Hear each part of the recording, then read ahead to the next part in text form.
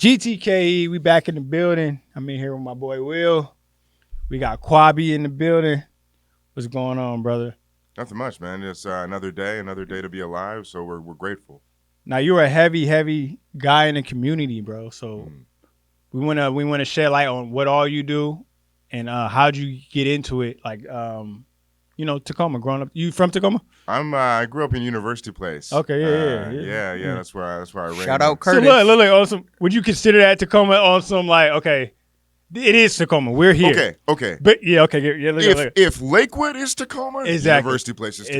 Exactly. If Parkland is Tacoma, then University Place is exactly. Tacoma. University Place used to be Tacoma. It was before it was University Place. It was Tacoma. I'm saying that for the guys. So we got a rapper named Lil Cito. You heard of him? Yeah. He's from Puyallup, right? Yeah. He blows up.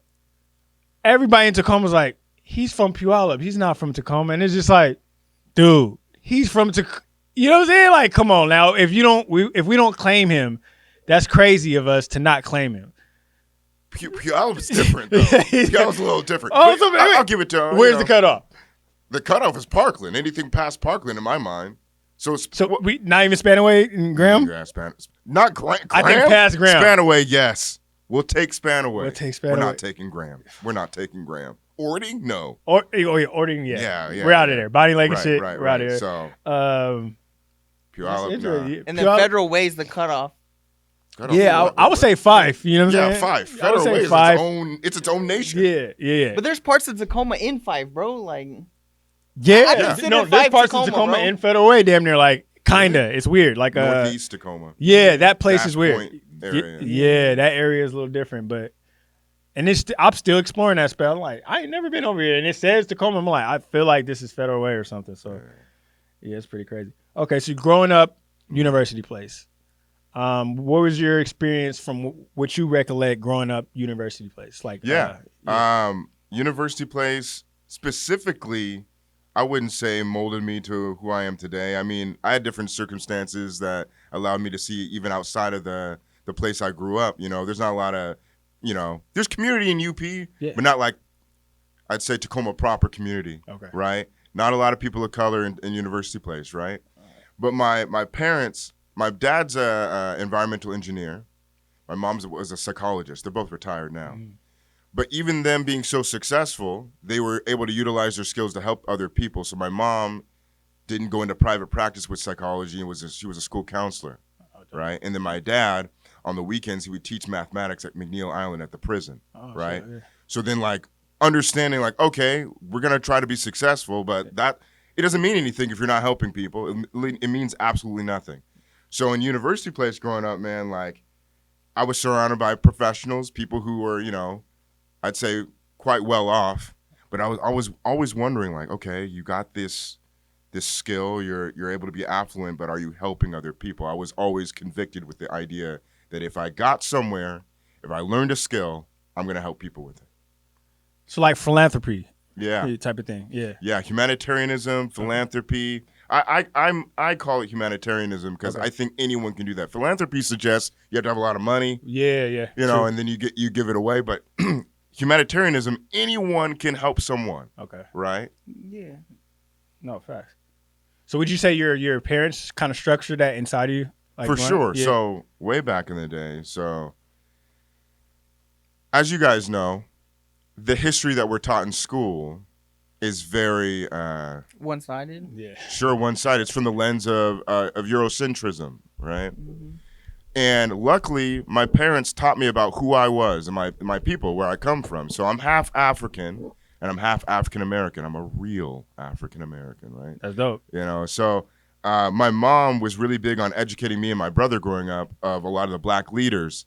Back in her heyday, my mom's an older parent, so she was born in 1949. Oh, shit. She grew up in segregation in the Deep South in Arkansas. Nice. And so I grew up knowing more of the people of the Civil Rights Movement. The idea of what it meant to be black was like the people who were striving for civil rights in the 60s and 70s, and there was like a gap that was missed. Like in our house, we didn't play like hip hop. It was soul music. It was gospel. It was reggae music. Okay. And that's what I grew up on. Nice. Yeah, my grandmother's from that same type of era. She was in the Black Panthers, all that, you know what I mean? So she kind of instilled that into us too, growing up and shit like that. So that's pretty tight. Didn't you just meet with the Black Panthers and I the did. government of Tacoma? The government of Tacoma. Interesting. I don't know how you'd put it. The chief of police. Chief of police. Of Tacoma? Yes. Word. It was the first time ever that the Black Panther Party met with the Tacoma Police Department. It is historical. Word. Yeah. How'd that go? We have to unpack it. What was this summit about, though? Like, or is it just a casual meeting, or is it like No. so much is going on, we need to come out here and Right. So it all started in summer of 2025, and the chief of police reached out to me. Now I'm is not he black or white, by the way? She's a white woman. White woman. Okay. I'm not in circles with law enforcement at all. Word. I've never spoken with police. I'm just not in that world, right? So when she reached out to me, I was kind of like, oh, this is different. Yeah. I'm a humanitarian. Like, what can I do for you? I don't know what that would look like.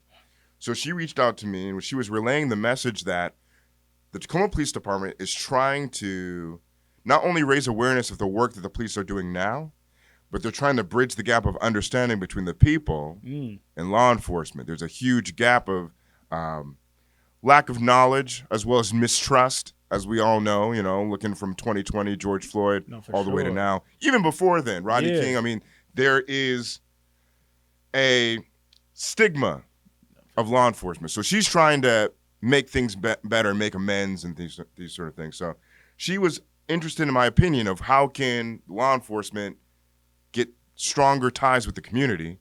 And I told her, I was like, well, in my line of work, the best way to build respect is to help people and to listen to their needs. If you guys do that, you'll be in better shape.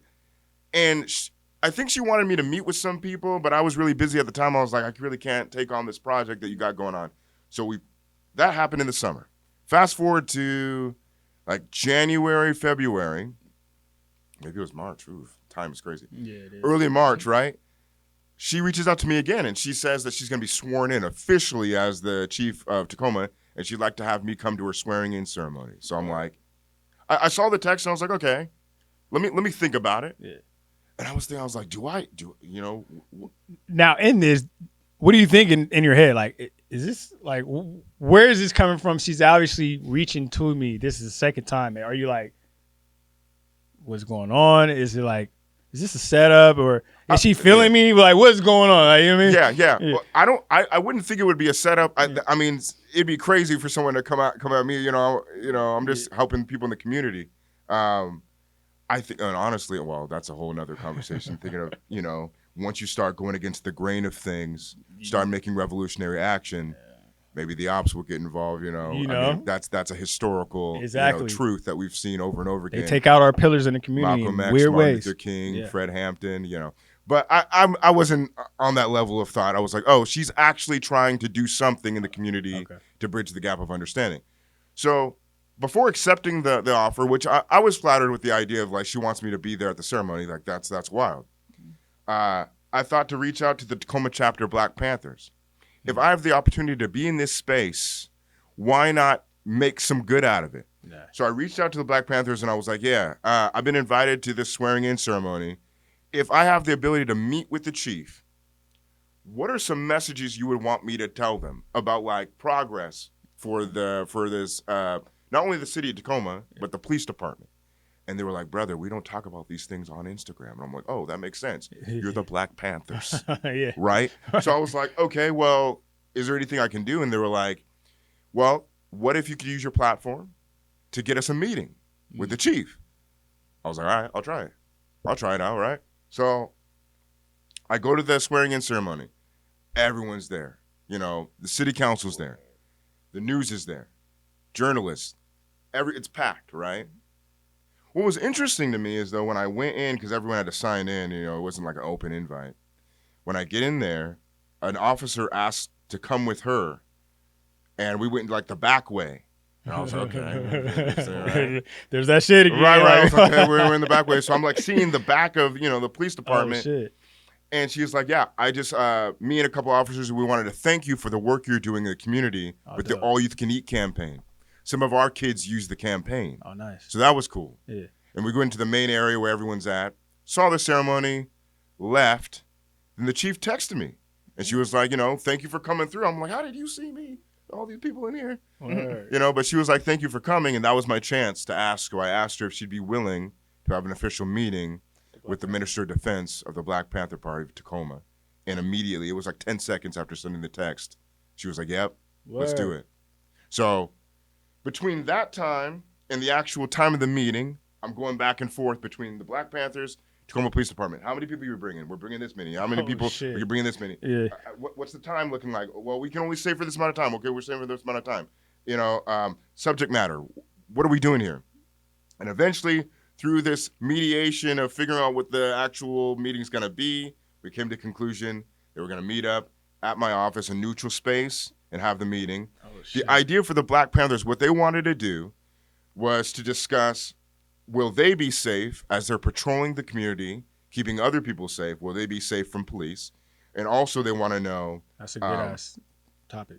if there's education that they have that they can relate to the police so the police can know who they are and what they do. Yeah. I never got to learn exactly why the police accepted The meeting?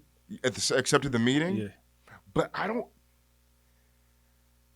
it didn't matter. I mean, the meeting happened anyway, right? And that day was. Was it tense? It's interesting. I had an interview with the Seattle Times yesterday. Yeah. That was the first question they asked. Oh, Was shit. the meeting tense? Yeah. Sure. In the beginning, Yeah. right? Looking at it from a safety standpoint, I got two factions of people who are historically been at odds with each other in a room. I know everyone's armed. Yeah. I'm not armed, right? But I know everyone in the room is armed, Yeah. right? Except for my photographer. And it was my job as a mediator for me to be the focal point to keep the calm, keep the resolve, to make sure that we're having clear and concise communication, that we start attacking the issues rather than the people or the entities themselves, so we can have clear communication to hopefully address the issues that we've been having in the community. I would say the biggest takeaway for myself in the meeting with the Black Panthers and the Tacoma Police Department was the education standpoint. So it was the chief and one of her officers, Bunchy Carter, who is the Minister of Defense of the Black Panther Party, Tacoma chapter. He came by himself, right? And the information he was relaying about what the Black Panthers do, first of all, it's very similar to what the police do or claim to do, right? Yeah. Patrolling, making sure people are safe. For the people. Right, Yeah. right. But one of the officers didn't know that. He didn't know that, they patrol, right? What is the mission of the Black Panthers? He was able to relay that to them, which was eye-opening. Word. So is the Black Panthers of Tacoma like the same as the Black Panthers of back in the day? No. Okay. It's a different entity in the sense of it's the Black Panther Party, and I don't want to speak for them entirely, of course, but I know that they run differently. Yeah, I know from what I understand, they're big on three things. They're big on patrolling, keeping people safe through that way, but they also feed people. Nice. And I believe it's 3 times a month. They have a Feed the People program where they rent out a kitchen, and anyone in the city of Tacoma can come to the kitchen and eat for free. That's dope. Yeah. That's kind of like something you do, right? With the all youth Right. can eat. Right. So this is what I have in common with the Black Panthers, right? What I have in common with them is the essence of real safety. So we have 2 kinds of safety in our society. We have Band-Aid safety, I like to call it, and then we have intrinsic safety. So Band-Aid safety, when stuff goes down, we want more police, guard dogs, fences, alarm systems, these sort of things that promote safety for a while. But crime continues to persist. Violence continues to persist. But then there's intrinsic safety, which is embedded in creating a better quality of life for all people. If people have their essential needs met, crime goes down. And the Black Panthers understand this concept. Now, I would think that it would behoove the police to get involved in intrinsic safety. Yes. Yeah. If someone steals something, is running down the street, do what you need to do to make the street safe. But what if the police departments around the country got involved in feeding people? A, that would build a way better reputation with police department, with the people. B, they're helping people. They're directly helping people. And in that way, we're bridging gaps of understanding and building respect, mutual respect. in That's a peaceful basic world, yeah, like human in a perfect society that makes complete sense. But when you put in the capitalism of everything and everything got to make money, so everything got to generate, I think that be the problem with a lot of these organizations, police, and all this shit is if the crime is down, how do we get paid? Type of Right. thing. So then that sort of bleeds into the lens of seeing law enforcement in a different way than it's ever been seen before. Yeah. I think people would invest in law enforcement being involved in feeding people. Hell yeah, because we all want peace at the end of the day. Right, A lot of right, us do. Right. Yeah. I honestly, I think if they were to really get involved and we could change the scope in which we view law enforcement through addressing essential needs, I think people would invest. I really do. I think that even beyond capitalism, it would work. Yeah. Okay. Yeah. Hell yeah. Oh, yeah.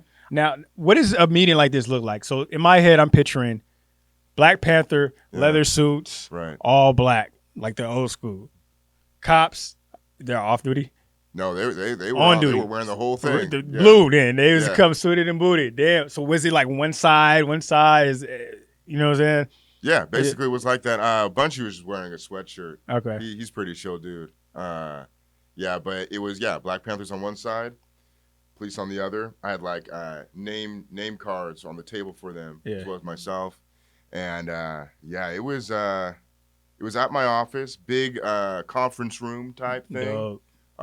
It's interesting you asked if it was tense. At first it was tense. But in any meeting you have with anyone, if you're able to have respectful conversation, eventually those tensions die down. People kind of roll their shoulders back and lean in and start laughing and communicating more, with more resolve. So now, this is pretty powerful shit. Like I didn't even know this shit was going on in Tacoma, to be honest with you. So I'm like, damn, that's historic and powerful at the same time. And for you to be the centerfold of it, and it's just like, okay, here's what I'm gonna do in this position. Yeah. Leaving that meeting, how did you feel? Did you feel you accomplished a goal, the goal, or moved a step closer to accomplishing the goal? Well, them being in the same space, the goal was accomplished. Complete, right. We got the Black Panthers shit. in the same room as the Tacoma Police Department. That's a win. Yeah. Off rip. So I was like, all right, well, I did my job because that's what the Black Panthers asked me to do. Yeah. And we got that done. As far as the aftermath of what I thought got accomplished, towards the tail end of the meeting, I had asked, being that you guys are together, is there any overlap between the Black Panthers and Tacoma Police Department? Will you guys be working together? And it wasn't conveyed that they would be. Yeah. But what did happen was they said that they'd be holding each other accountable. Okay. Now they have each other's number. The chief of police has the number of the Minister of Defense of the Black Panther Party Tacoma chapter. Oh, shit. So if stuff goes down, maybe they can be in tandem. They can communicate, which is dope. a win. Yeah, that's dope as hell. That's crazy. I wonder if they like hit each other up, like, "Oh, how's your day going?" Like after this, who knows what this can turn into? That's the crazy part. Is just like, damn, that's dope, man. Shout out to you for setting that play up and making that shit happen. And shout out to the Black Panther Party and the Tacoma Police Department for coming allowing through. that to happen. Yeah, they had to open up their minds and their hearts to something new. No, for sure. And because of that, something monumental and historic happened in Tacoma. Now, after that, is the chief of police still kind of like, hey, what's the next move? Or kind of on, tapping in with you, kind of see what's going on? She reached out to me. Yeah. Again, I am not a liaison for the Tacoma Police Department, right? Yeah. If I have the time and I can see some real benefit from a humanitarian lens, I would love to work with anyone who's involved in helping people and getting their resources met. So who knows? I know that, the Black Panthers, their Feed the People program, I will be at the next one. Okay. I enjoy feeding people that need food. Now, with that being said, is it consciously on your brain like, damn, I don't want to be seen as a guy working with the police? Is that something that kind of downs on you as far as just like, being melanated and how melanated people can view you, even though it's a much bigger and broader game when it comes to certain things? Again, I did what the Black Panthers told me to do. Yeah. They asked me to get a meeting with the police. I did that. Then that's it. Yeah. I'm out, Okay. That's sort of my take on it. Okay. If the Black Panthers would not have asked me to do it, I wouldn't have done it. Got you. Gotcha. So I'm Puyallup from the Puyallup tribe.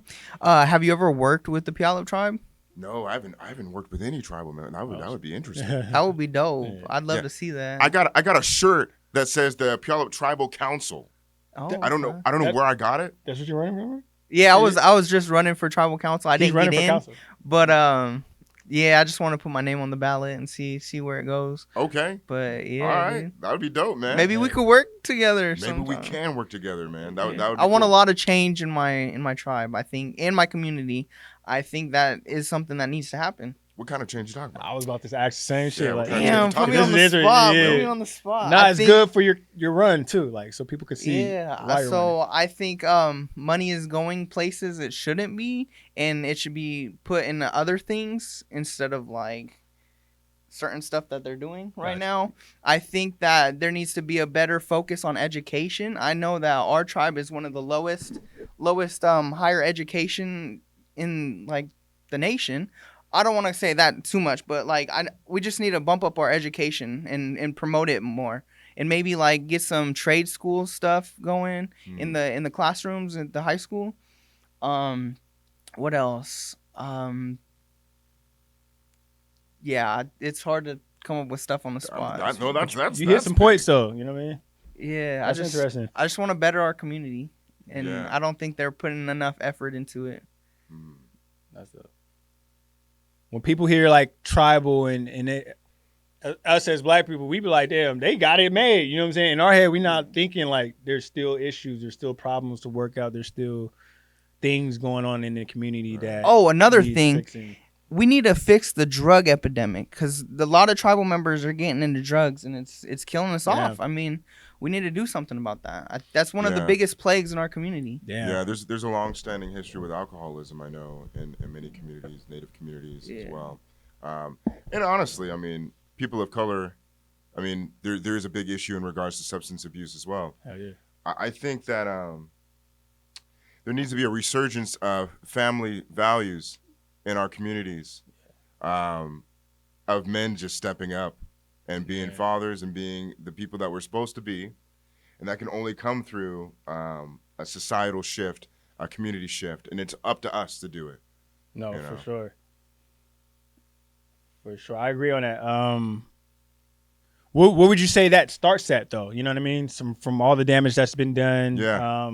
You know, them putting the drugs in the community and then Yeah. people actually selling it and the laws for getting caught selling it and our fathers going to jail for a majority of their lives. Now the women raising the kids. Right. Like, where do we start to fix these issues and problems? It's twofold. Okay.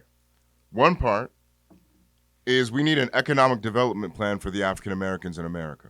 Okay. Jesse Jackson was big on this. You guys are familiar with Jesse Jackson?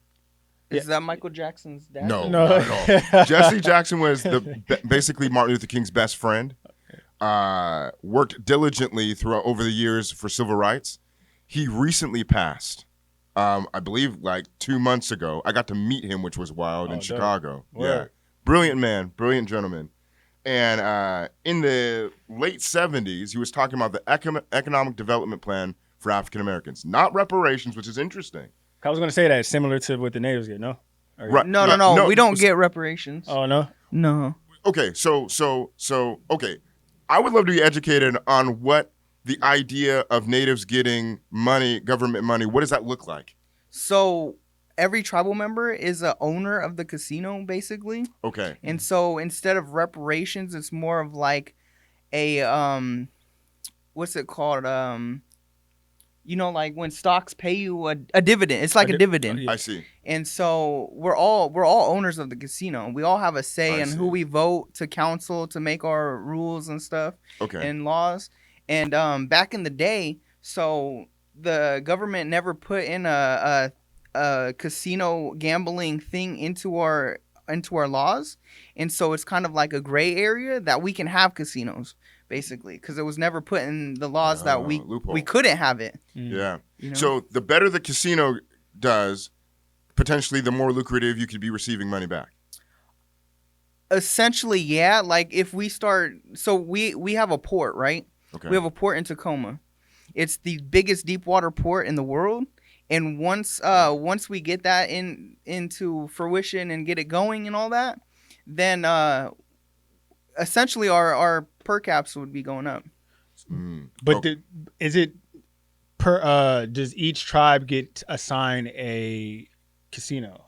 Like, what if you don't have what if your tribe doesn't have a casino? I mean, most of the tribes in Washington could have a casino, but there's not enough people on their reservation for it to make sense. So they rent out their allotted amount of casino machines, the slot machines. They allot them and rent them out to other casinos that are bigger that would need them. And so they get paid. That's how they would generate money, because a casino wouldn't make sense if they're in the middle of nowhere with not enough non-natives to gamble. Right.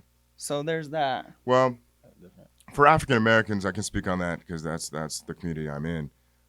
Jesse Jackson talked about capital investments, market incentives, and tax breaks for African Americans.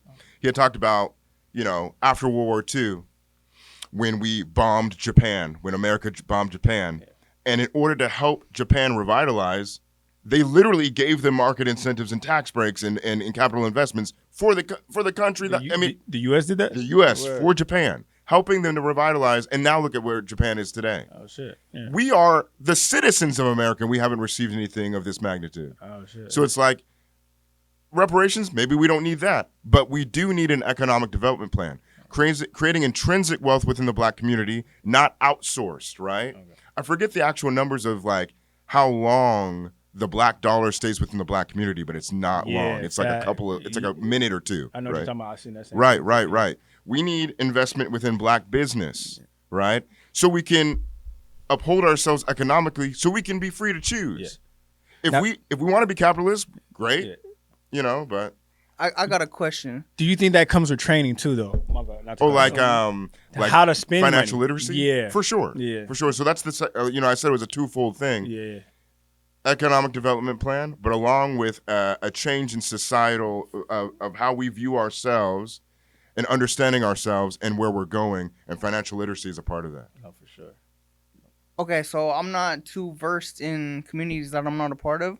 But I know a lot of communities and cultures, they work together instead of working on their own. Right. And so they can build more. So, like, they'll pool all their money together, like families or, like, community members, and they'll pool their money together to grow something with all of them instead of trying to do it on their own. Right. What do you feel about that? Well, that's a problem in our culture. We have a scarcity mindset brought upon us through Jim Crow and slavery.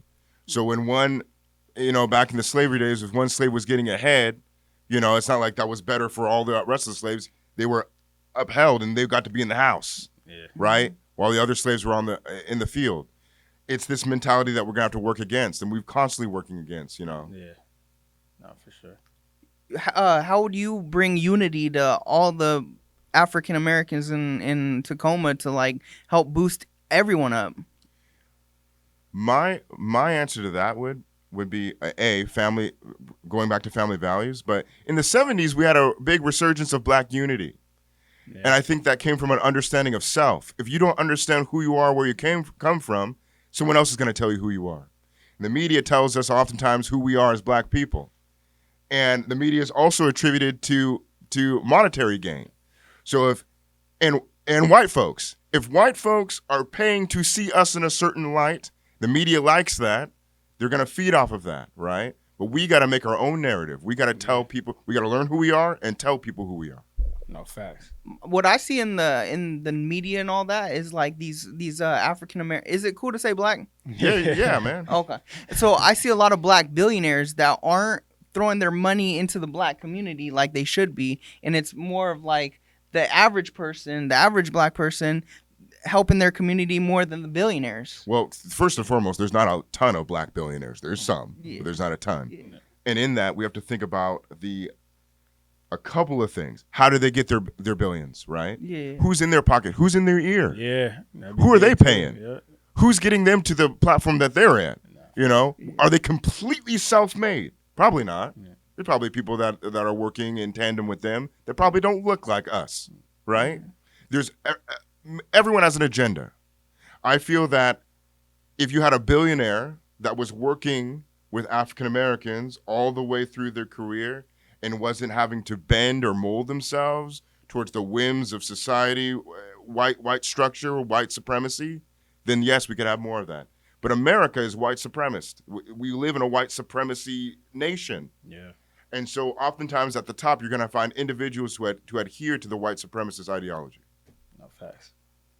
Not to say it's not breakable and not doable, Right. But I just don't think see it Michael requires- Jordan doing enough for the community. That's a raw He's in a example. circle. I don't see raw example of Oprah. what he just said. I see Oprah buying a bunch of houses in Hawaii. Babe, what you just said, what he just said, bro. Yeah. Them top, of course, they're it's puppeteering at that point. You know what I'm saying? It's I they feel like they it's possess greed, a bro. certain. They're just trying to yeah. boost up themselves instead of. You have to go against the grain. So when that happens, you get a Kanye West story, Yeah. and then the media, what do? They assassinate your character when you try to have your own narrative. Or they assassinate you. Yeah. Crazy game. But it's fear mongering too.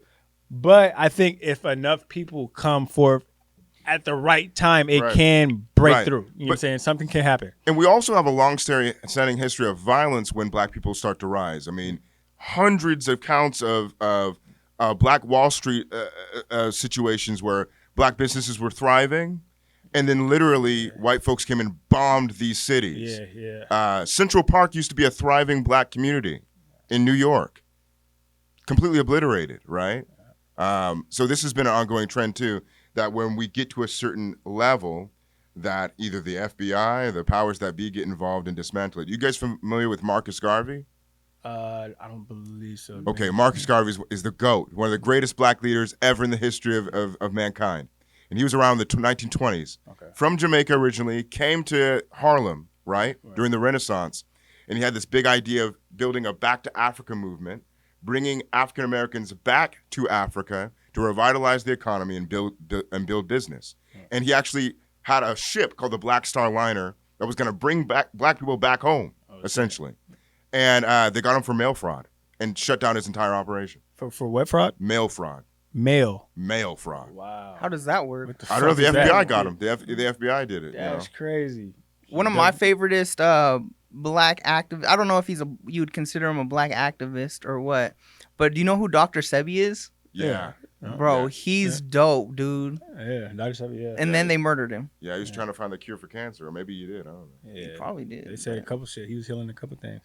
Let's lane switch for a minute. So we've been seeing you post online a lot about a sitcom that you're building, Right. directing, filming. Let's talk on that. Like what is Okay. the, We're kind of connected because Yeah. we just did a reality dating show. for sure. Tacoma's first reality dating show. So we want to hear about Tacoma's first sitcom. What Yeah. was the dating show called? Get to know love. Get to know love. Like Get to know. No, I love it. Yeah. That's cool. That's cool.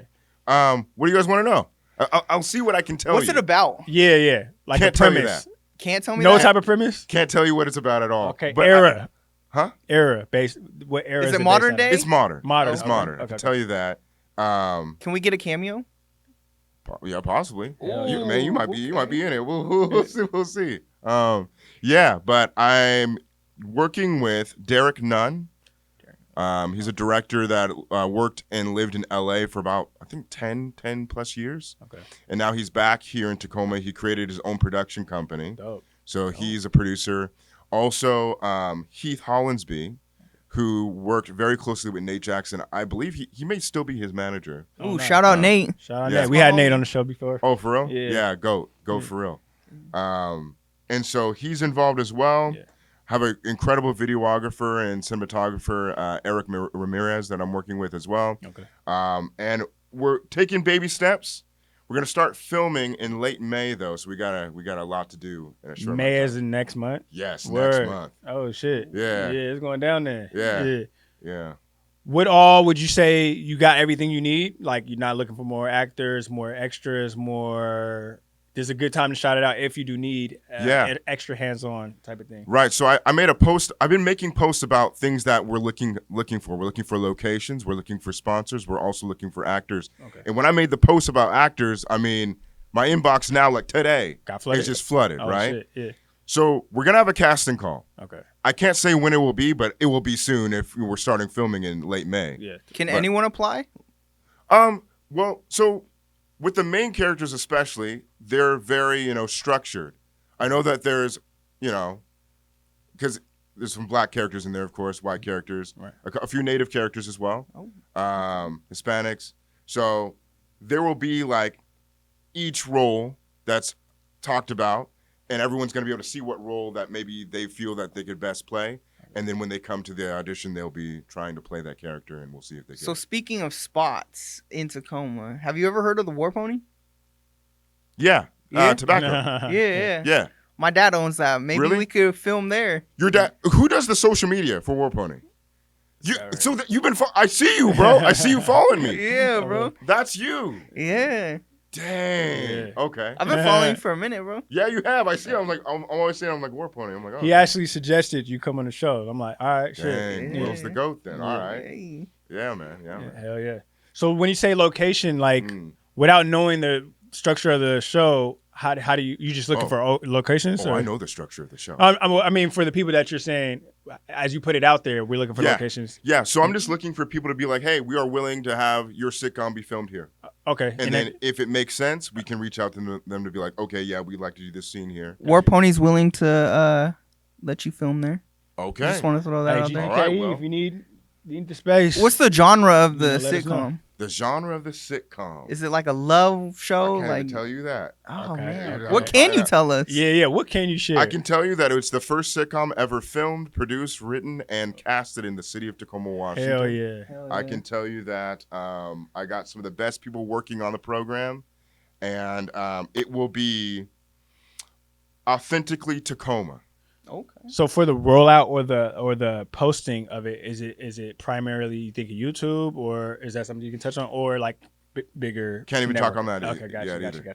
Dang. Yeah. Sound like some big shit. So Yeah. hell This yeah. is like some Area 51 Nah, shit. for real. That's why you know they working, man. Oh, bro. Is the script and everything done? Oh, about six episodes completely written. And this is all produced by you or written by you? Created Yes. by you. Nice. With advice from my producers, of course. Now, what sparked the idea? Like, I'm gonna just start a sitcom.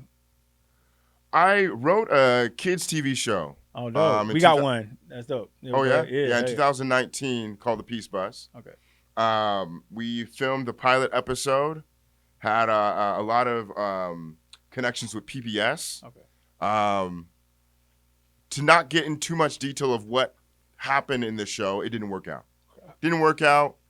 And I'm kind of glad I don't see myself being someone involved so much in children's television. It's know. like Blue's Clues, like live action or like cartoon. If anyone can watch it, you can go on YouTube Oh, right right. now and Yeah. type in The Peace Bus TV show, The Peace Bus. and it'll come up. Okay. It had puppets in it. Okay. Yeah, just basically it was me and this puppet guy named Simon, and we were reporters for good news. Oh, And we dope. would drive around Tacoma trying to find good stories, but we can't find them.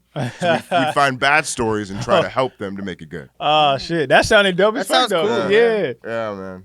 So I did Put my that. daughter on, man. Yeah. How many episodes did you guys get in before? Like, We finished 1 and 2. 2 was I don't know where it is. It's living somewhere. so one is up. 1 is up. Okay.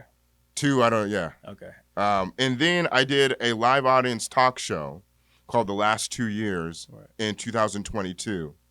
And I invited Nate Jackson, Travis Thompson. Nice. Shout out Travis Thompson. That's my buddy too. Yeah. And Jackie Turgidson and a country singer from Nashville. We flew her in. And we talked about racism. Okay, dope. And so we did 1 episode of that. We did 2 episodes of that. And then I kind of was like, I don't really want to do talk show stuff. So, yeah. What made you lean from it?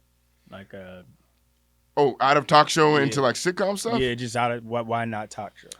It was very expensive to do a live audience talk Oh. show. Was very expensive. Oh, it was live clapping, audience. Yeah. all the shit. Oh. Yeah, okay. live audience. It was shot at the Washington State History Museum Oh, dope. Yeah. Where's that at?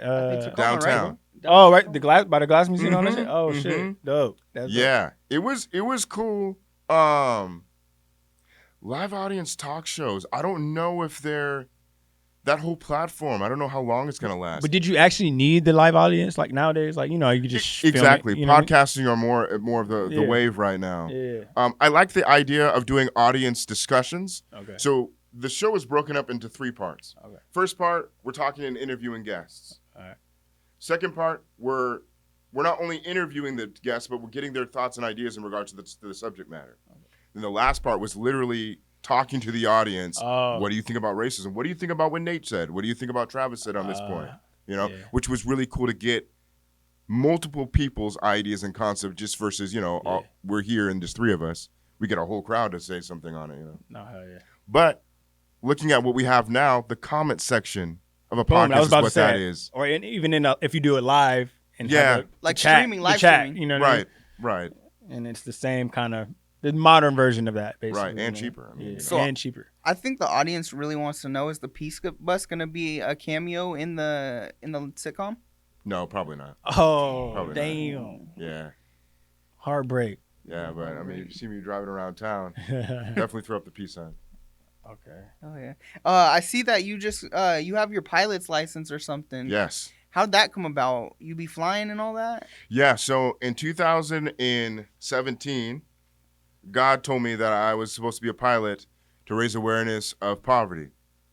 As clear as day, he told me I was supposed to do it. So I was like, okay, well, let's get it going. So in 2017, I started taking discovery flights. For those who don't know who aren't in aviation, you can go to any of the small airports here in Tacoma and do something called a discovery flight.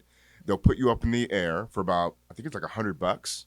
And they'll let you kind of fly the plane a little bit for about 30 minutes, right? Word, just out the gate? Yeah, you can only do it one time. Oh, shit. At each airport. So I did that and realized that flight education is very expensive, so I pivoted. Yeah. So the idea was to use aviation to raise awareness on humanity and peace, but I knew I didn't have the money, so then I thought of buying the Peace Bus. That's how the Peace Bus was born. Peace Bus was second choice, right? So I do the Peace Bus, get kind of known, you know, in the area, start doing my humanitarian work. I become a healthcare administrator, and through being a healthcare administrator, I start doing my flight education. God told me that I would be in the sky by 2025 to fly the greatest flight in the history of humankind. That's what he told me.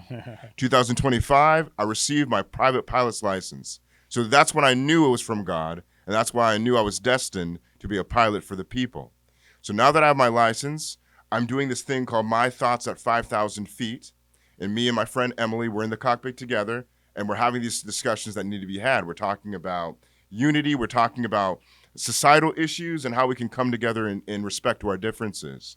And that will be the beginning. That's like the first phase of the aviation work. So it's like a podcast in the sky type of thing. Right. Shit. Right now we're just doing reels. It's not like a long-term format. Short, yeah. Yeah. But the idea is, you know, to chop it up and, you know, into sections and literally like chop it up in conversation and, shit. You know, and that's different as hell. Like I've never seen that. You know yeah, maybe I'll just take you guys up one time. Hell yeah. I'm with he that. can, but Wait, what? Wait, what's wrong with you? What's going on?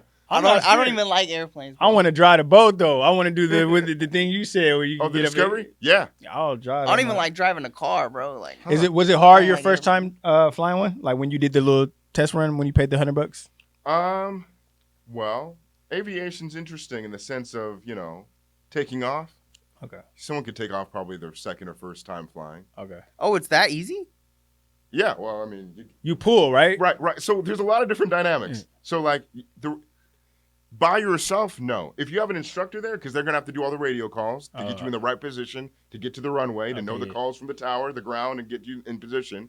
Once you're in position, all you need to do is put your feet on the brakes, full throttle, right? You put in the throttle, full throttle, and then you're waiting. You're waiting. And as the airspeed goes up, the airspeed's alive. You wait to 50 knots. Once you're at 50 knots, you literally take the yoke and gradually lean it back. You want to make sure that you're climbing at 67 knots. You're up there. What? That's it. Yeah. So it's landing harder. Landing is an art form. Okay. Landing an airplane is literally art. Okay. Yeah. So it's different every time you land. Wind's coming in different directions, right? Yeah. Calm wind, more wind. It all depends. You're having to use rudder to keep the nose aligned. You have to make sure you flare at a certain point in time. Oh, shit. So basically, flaring is coming down. So the airplane has an angle that it's coming down. It's called a glide slope. And once you get to a certain glide slope position, you want to pitch the airplane to a level point. And when it's level, you want to keep the cowling of the airplane at the horizon. So as you sink down, you're lifting the airplane back. And that sort of eases the airplane. You're burning off airspeed and gradually landing the airplane. Damn. Yeah. Were you scared on your first time flying by yourself? No.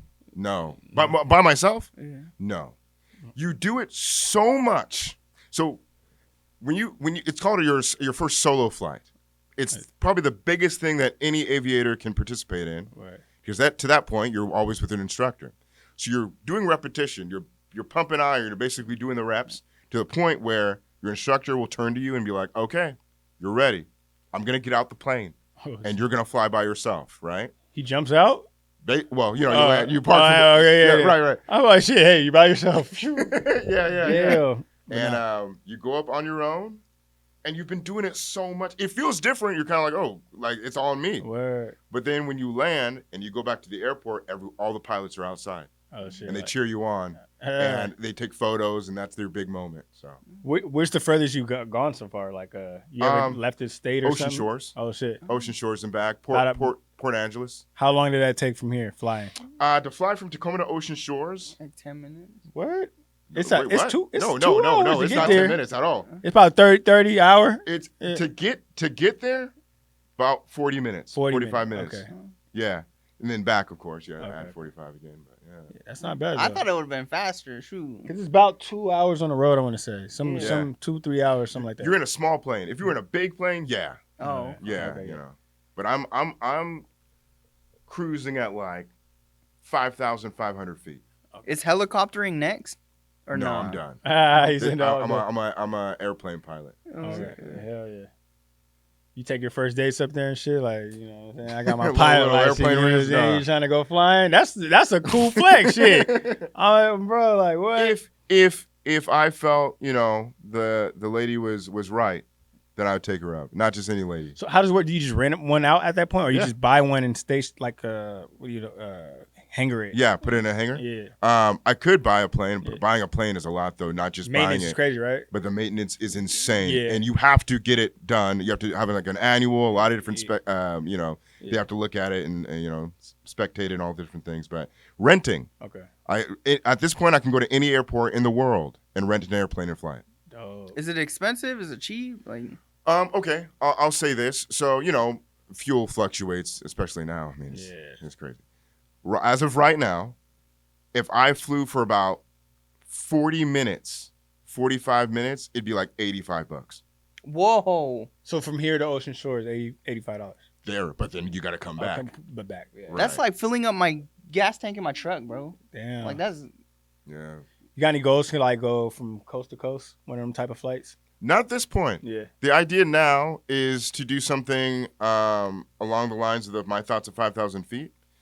Ideally, my idea would be to fly CEOs, presidents, folks like yourself, celebrities and influencers, and to have conversations in the plane. Oh, while also raising funds for nonprofits. So people would donate to these humanity flights, and I would use those funds to donate to people who are doing good causes. Oh, that's go dope. crazy. Hell, that's crazy. Yeah. Is that like the first ever like podcast in an airplane? Like, is that like a one of a kind thing? I don't know of any podcasts in the airplane. I do know that the subject matter, what we're discussing, is unique. Yeah. I've seen a lot of people doing aviation and having cameras in the cockpit, and they're talking about how to fly a plane or talking about the perks of being a pilot, but not yet discussing major issues. So that vision from God, how did it come? Was it in a dream? Was it in a prayer, a meditative state? Right. So how did that come about? yeah, I'm a huge fan of Muhammad Ali. Okay. Huge fan of Muhammad Ali. And oftentimes you see in his interviews, he says he talks to God every day. Yeah. So not just because of him, I was talking to God every day, but I was in search of my purpose, as we all are. We're in search for our life's purpose, our life's goal. If we find our life's purpose, we are winning. We've completed essentially half of the journey. Now the other half is doing it. Yeah. So I had a dream where I met Muhammad Ali. Oh, shit. And I went to work. At this time, I was a mental health case manager, so mental health counselor. And I get to my job, and in my dream, and Muhammad Ali's there with my brother. He's picking fun at my brother. He's like making fun of him. Wait, your brother Kwasi? Yeah, my brother Kwasi. Oh, okay. The Shout out principal. Kwasi. He was my teacher in 8th or 9th grade. Yeah, so shout out to Kwasi Amoa Forson, awesome brother. He was a teacher at Curtis Junior High, and the high school at some point, I believe. And now he's the principal, the first black principal of Washington High School. Oh, Word. that's dope. Yeah, Damn, so he that's made lit. history in his own right. That's dope. Yeah. But yeah, so in the dream, hanging out with Muhammad Ali, and it was fun at first, but then it got really quiet. All of a sudden, in the dream, and then Muhammad Ali was talking to me directly, and he's like, "Kwabi, you're great." He's like, "You're not as great as me, but you're great." And he was like, "I know you have a purpose in your life, and if you stick to it, when God tells you what to do it with the utmost vigor. Do it like there's no tomorrow." I had that dream. A couple days later, I had the idea of utilizing some sort of vehicle to help people in need. And sort of the idea of aviation came into my mind, and I knew that it was God sent. It wasn't like, I wouldn't say it was like audible, but everything was pointing in that direction. Yeah. You know, at the time I was, seeing images of planes, and I'd see a plane flying overhead. Like Like, synchronicities and shit. Right, Yeah, I'm supposed to do that. That's what I'm supposed to do. That's dope. Yeah. I think having a peace yacht would be dope. Like have like a whole buffet for everyone to just hop on the peace yacht and then just eat and then have a good time. Like maybe get like a bunch of homeless people to hop on the yacht, eat the buffet of food. Like, Yeah, it'd be free for everyone. Yeah. And this is the idea and how I see humanitarian work and charity. It's not charity.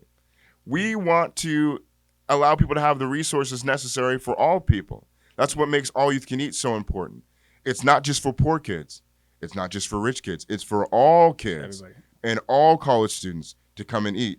That way, when you go to the restaurants that are participating, you don't know the difference between the kids who are poor, kids who are rich. If you need food to live, why not have food available for everyone? So do the kids have to sign up to be in the program, Nope, or no do one they just signs come up. in? There's no ticket. There's no token. They come in. Hey, we're here for All Youth Can Eat. Great. Here's the menu. Select what you want. What happens that's when the big bags come and they just tearing it up? They just They tearing it up. Well, I mean, everyone can come once Okay. a day. And, the next day you can go to another restaurant. So, I mean, I guess if someone really wanted to abuse it, but so far that hasn't happened. I mean, you come in once. If you come in again, like, dang, something wrong with you. Well, maybe they haven't ate for like a whole week because there's no food at the house. Like, Yeah, that's true. Smuggling it But at what's this point. interesting is there's restaurants on the same day, oftentimes. oh, You have 3 restaurants on one day, so you can get all your meals. oh, okay. Speaking of food, growing up Tacoma, what's your spots? What's your favorite go-to spots to hit for chow? You try Ragnar's right here? Radner's is the second best burger in Tacoma. Okay, where's the Lefties? first? Wait, what's the first? Second best burger in Tacoma. Bomb Burger on 6th Avenue is the best burger We gotta try that next. in the entire Tacoma land. How do you feel about Word. lefties? Since you're from UP, Do you know what's crazy? Well, okay. Grew up in UP. I've never been to Lefties in my life. You've never been to I Lefties? don't think I have either. I've never been. bro, lefties is fire. burgers? Their milkshakes fire. Their Okay, so I'm burgers going fire. there because I got to challenge it against the Bomb Burger.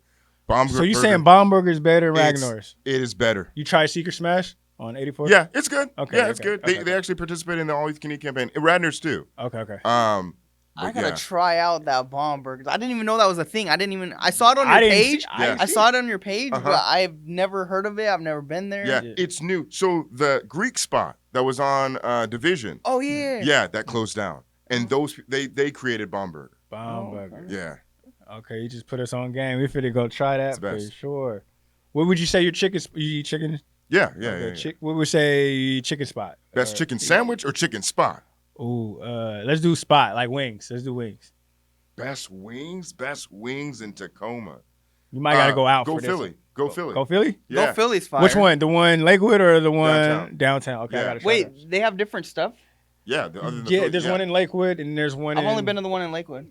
Yeah, there's one right by the courthouse, going towards that way. Tacoma Avenue. Yeah. Yeah. Shout out to Jason. Jason, the owner of Go Philly, who they've participated in the All Youth Can Eat campaign for the last 3 years and have fed so many youth. I always get their Phillies. I never tried their chicken. Yeah. Yeah, Philly's Habanero. pretty good, though. Mango habanero wings. Okay. I get yeah. their Phillies too. Yeah.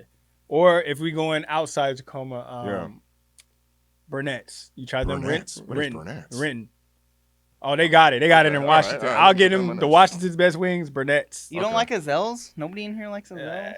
It's cool, but it ain't like these are Korean fried wings. They got the onions and shit on top of them, and That Bro, sounds too they- fancy for me. No, they're good though. They're actually genuinely bomb. I ain't seen shit that top this. The only place that's fucking with them is Roxbury's on West Seattle. So them my top two. Have you guys ever been to Fats Chicken and Waffles? Or no, Fats Kitchen Mm-mm. in Seattle? No. Bro, they have the bombest breakfast I've ever had in my life. Really? Fats? Fats Chicken or Kitchen. Fats Kitchen, I think. Fats or facts? Fats. Okay, fats. Okay. Like with a T. I gotta check that out too. Fats. Dude, they have the bomb breakfast that I've ever had in my All life. right.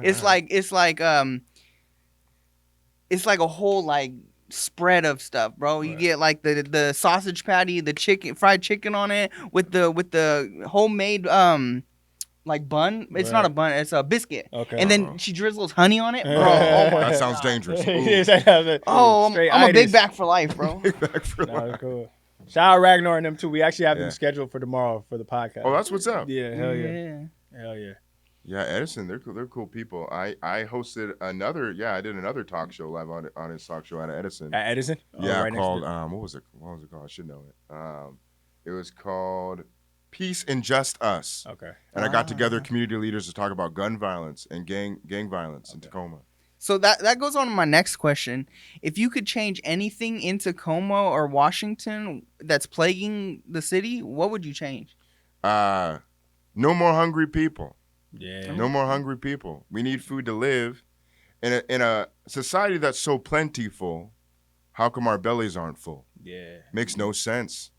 Is it any food or is it healthy food? Would you rather see more healthy food Well, let's available? feed the people first. Yeah. Let's feed the people first. Then we'll worry about nutrition, you know. And then you think if people are not hungry anymore, it would curb like violence and drugs and all that in Tacoma? All these things. We're talking about essential needs. So at the tail end of Martin Luther King's life, before he was assassinated, he was doing something called the Poor People's Campaign. He was demanding that the government create systems that allow every human being to have a job, a livable wage, and housing. I want to add on to the extent of people having food to eat. If these 4 things were met, our society would be in way better shape. Crime goes down, mental illness goes down, drug use goes down. It's better for everyone. No facts. Do you have any political aspirations in your life? No. If you see me running for office, I need money. But basically, that'd be the only reason why I would run for something is like, dang, it's not working out with humanitarian work. I got to get paid. We're going to lane switch again one more time before we get up out of here. Anime. We just had an anime talk. Yeah. What is your go-to anime? Dragon Ball. Dragon Ball? Original Dragon Ball? Original Dragon Ball. No, for sure. I kind of... Yeah. It's the Yeah. tournaments. Yeah. There's the origin story. I Lil dig it. Goku was off the chain. Shout out to Yamcha. I know Yamcha gets a bad rap. Yeah. I like Yamcha. No, for real. I think it's cool. Wolfang Fist. Wolf right. Fang Fist, Yeah, bro. yeah. He was dope back then, bro. You know what I'm saying? Yeah. And then I like Hajime no Ippo, Okay, I don't think I heard boxing anime. of that. Oh, my son watches that. He's Uh-huh. trying to put me on, but I got Uh-huh. okay. I'm gonna have to. That's tap one of in. my favorite ones. You seen Solo Leveling? You heard of that one? No, I don't know what That's the is. newest one that everybody's talking about. It's What's pretty that dope. Solo Leveling. Okay. It's pretty raw. I love the concept that they got. I think they got 3 seasons right now. That's probably the newest big anime that everybody. Yeah, I got into anime in junior high school. I took Japanese. Nihongo ga hanashimasu ka? Oh shit. Oh yeah. Konnichiwa. Yeah. Yeah. Yeah, man. I got to. I learned quite a bit of Japanese, and my friends got me onto anime. So. You been to Japan? Never. Yeah. I got that on the list. That's like my. We're trying to do that in November. We trying to go there in November for our Dang, birthdays. okay. All right. That'd be dope. Hell Make some content up there, like all kinds of stuff, dude. Yeah. All right. Like GTKE worldwide. No, That for would be real. dope. For real. Yeah. 100%. So you had a Marvel question for us. Oh, bro. yeah. Yeah, right. So we before the podcast before the podcast, right? We were discussing Yeah. Marvel and I was curious. You said that Marvel's better than DC. Oh, way better than DC. Movie wise. Movie wise. Okay. I think DC has fumbled the bag too many times. Why are they recasting Batman 15 times? I mean, Okay. In a match between Batman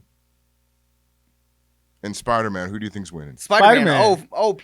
But Wait. Batman's human, bro. He's Batman's smart as human. fuck though. He got gadgets and shit. So is Spider-Man. He he creates can make his a own web serum stuff, to kill bro. Spider. I'll go. Batman's winning I'll go 10 Batman. out of 10. Nah, I think we have to disagree on that one, bro. I Agree feel to Batman for the simple fact he's genius and he So can is make Spider-Man, he can bro. make some type of serum that can take his power away. Right. Spider-Man's not a genius. Batman's on a whole different level. Yeah, then he's smart. And I he even got think unlimited Iron money. Man would destroy Batman. Look, okay, That's let a the good. pe- That's Maybe. a good one. Yeah. Hey, in the comments, Right. tell us who Yeah. you would who'd win. Everyone knows, though. Everyone knows. So then One's human and one's super Yeah. spider. But you said your favorite's the Hulk. Yeah. So what we can bat that? The Thing? Nah, Hulk No. OP, bro. Yeah, right. It got to be like who the Not even Thor can beat up unless Thor's like that new one in Doomsday where he's like Super Saiyan. But I don't think anyone can kill. The angrier Hulk gets He is the gets more bigger. It'd stronger, have to be bro. like Dr. Manhattan or Mr. Manhattan from yeah. Watchmen. He's like, Scarlet basically- Witch could probably kill Yeah. Something like Hulk. Yeah. Doctor Strange Jean probably. Grey. Yeah, he did Jean whoop his Grey. ass though. Iron Man with the suit, kind of. I mean, he just puts him to sleep, bro. Like, Yeah, but he doesn't kill him. he could have. Deadpool could probably kill Hulk. I mean, Deadpool. What? What? Deadpool can't die. But he It's can not- get doesn't mean his he head can defeat- severed and he can be. Yeah, and then Yeah. it grows back, and then it's But all it'll- over again. Yeah, it'll take time though. Yeah. Like Wolverine could Years. probably kill. I know. In the comments, Wolverine maybe. and Hulk Yeah, fought. that like, might be a good one. That would be a good one. hell yeah. Nah, hell yeah. Wait. I got one more question. Mm. Who in your life has influenced you the most? Like dead or alive or anybody like that I Both personally dead know? and alive. Okay, so You said 5 Muhammad people. Ali one. 5 people. people. Muhammad Ali, the greatest of all time. This guy named A.B. Nathan, who was an Israeli humanitarian, he had a peace ship in the Mediterranean Sea in the 60s and 70s, and he would invite people from around the world to come to his ship and have dialogue about peace. Him, this guy named Brian Ha, who was a peace campaigner in London, England in the early 2000s. He pitched a campaign fighting against the military sanctions that were happening in the Middle East. And then we got my mother. Shout out, moms. Shout Shout out out to Mom. Mom. Yeah. Mama Sonia. My dad, Ben Amwa Forson. Shout out, dads. And we got the last one. Who we got? I had someone. Well, I'd say my brother too. You know? Okay. Yeah. Shout out, Is he Quasi. older or younger? Older. Older brother. Okay. Older. Nice. And my best friend of all time, Austin Duncan. Okay. Austin Duncan, who's my best friend since kindergarten. Yeah. He got into an accident snowboarding and lost his ability to walk. Oh. And taught himself through the help of Craig Hospital in Denver to walk again. Word. And now he's a marathon runner attempting to beat the Guinness World Record this weekend. Word. I'm flying out to California to watch him do it and hopefully beat the record. And what's his Damn, name that's again? one hell of a Austin story. Duncan. Shout out Austin Duncan. Shout out Austin, man. You should come on the show, tell your story, bro. You see this, man. Yeah, that would be That's dope. Insane, He yeah. would come up here. He would. Yeah. Yeah. That's And then crazy. shout out the police, chief of police in Tacoma. Let's get you on the podcast too. Let's do it. And Bunchy Carter. And yeah, Bunchy Carter, too. That's Me too. which one was the He's Black the Panthers? Black Panther. Okay, yeah, Bu- that's what. Bunchy Okay, Carter, okay. Minister of Defense, Black Panther Party, Tacoma chapter. Man, let's do it, man. We open for all discussions. We wanna let this be the platform of Tacoma for Tacoma and expand and grow from there. You know what I mean? Comment who you want to see in the next podcast. Yes, sir. Any last shout outs? Yeah.